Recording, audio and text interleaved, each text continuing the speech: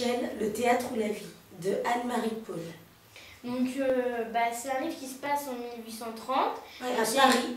Oui, donc c'est une jeune fille qui fait son père lui fait faire du théâtre en lui apprenant des poésies, donc de Jean de La Fontaine. Et après, pour gagner un peu d'argent, elle réside avec sa sœur qui a une voix magnifique. Ouais, qui a un don pour la musique.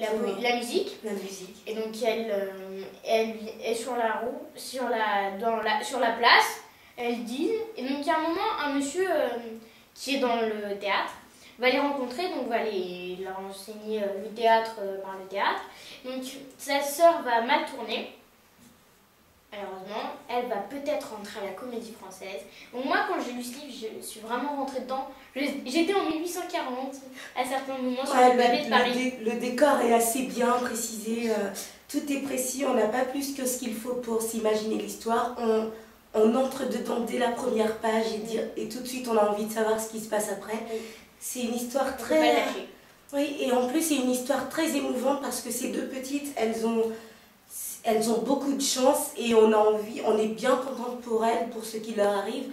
Et je trouve que c'est un très beau thème qui est évoqué là, le théâtre ou la vie, c'est magnifique comme titre.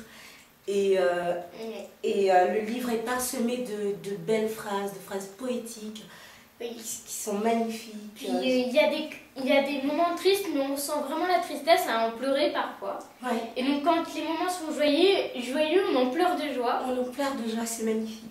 On pleure pas tout le temps, hein. Quand même pas. Ouais. Je le conseillerais pour les amateurs de théâtre, vraiment. J'ai bien aimé les morales aussi. C'est un livre qui apprend la vie, en quelque sorte. Pour n'importe qui, même quelqu'un qui déteste le théâtre, on peut plaire. Oui, bah oui, bien sûr.